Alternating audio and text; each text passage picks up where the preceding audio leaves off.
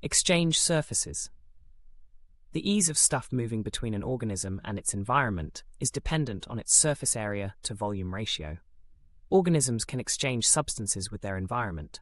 Cells can use diffusion to take in the substances they need and get rid of the waste products. Let's look at an example of this. Oxygen and carbon dioxide are transferred between cells and the environment during gas exchange. In humans, urea, which is the waste product produced from the breakdown of proteins, diffuses from cells into the blood plasma for removal from the body by the kidneys. For organisms to exchange substances with its environment depends on the organism's surface area to volume ratio.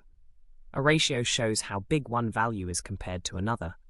The larger the organism is, the smaller its surface area is compared to its volume. You can show this by calculating surface area to volume ratio. More on this calculation can be found in your worksheet. Multicellular organisms need exchange surfaces.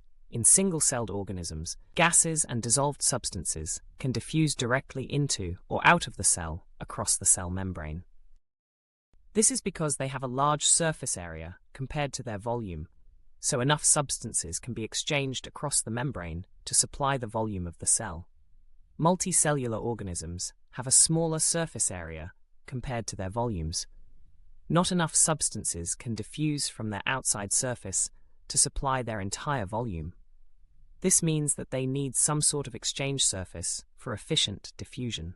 The exchange surface structures have to allow enough of the necessary substances to pass through. Exchange surfaces are adapted to maximize effectiveness. They have a thin membrane so that substances only have a short distance to diffuse.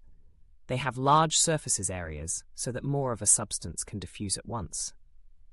Exchange surfaces in animals have a lot of blood vessels to allow things into and out of the blood quickly.